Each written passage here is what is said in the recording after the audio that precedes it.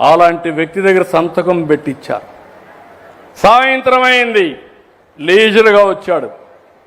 ఆయన చెల్లిని కూడా కన్విన్స్ చేశాడు. మొన్న మీ నాన్నని, నా చిన్నాన్ని ప్రత్యర్థులు చంపేశారని. ఆవిడ నమ్మింది. సాయంత్రానికి ఆవిడ కూడా ఆయన పక్క నుండి మా నాన్నను చంపేశారు, ఇప్పుడు మా చిన్నాన్న చంపేశారు, దిక్కులేని వ్యక్తిని పెద్ద దిక్కు కోల్పోయాను, ప్రజలంతా సహకరించమని కోరాడు.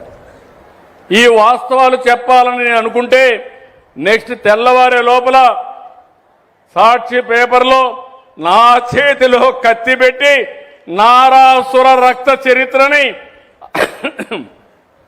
ఆయన చేసిన నేరాన్ని నా నెత్తినే వేశాడు. మీరంతా నమ్మేశారు, ఓట్లు వేశారు. అందుకే 2019లో మనం దెబ్బతిన్నాం. కొంతమంది కాదమ్మా, వేశారా లేదా?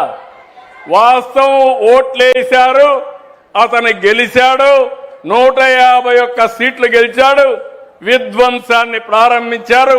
మీలో మార్పు వచ్చింది. నేను పవన్ కళ్యాణ్ గారు, మోడీ గారు కలిసి వస్తే చరిత్రలో ఎప్పుడు రాని గెలుపు, 94% సీట్లు గెలిపించారు.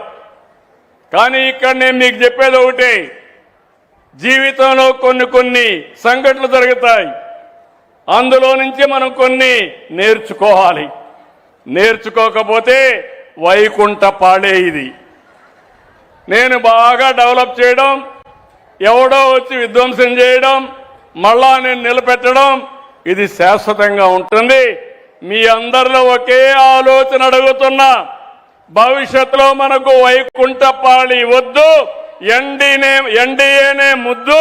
మీ రాబోయే రోజుల్లో మీరందరూ ముందుకొస్తే ఒక అభివృద్ధి, ఒక సంక్షేమం, ఇబ్బంది లేనటువంటి సుపరిపాలన ఇచ్చే బాధ్యత మాదన్నీ మీకు తెలియజేస్తున్నా.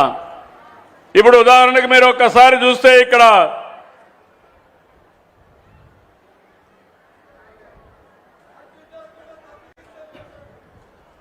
ఏంటి బ్రదర్, ఇక్కడ మీరు చూసినప్పుడు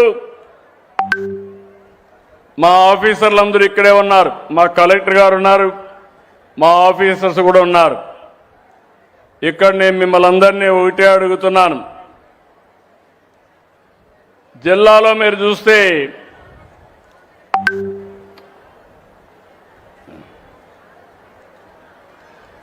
చా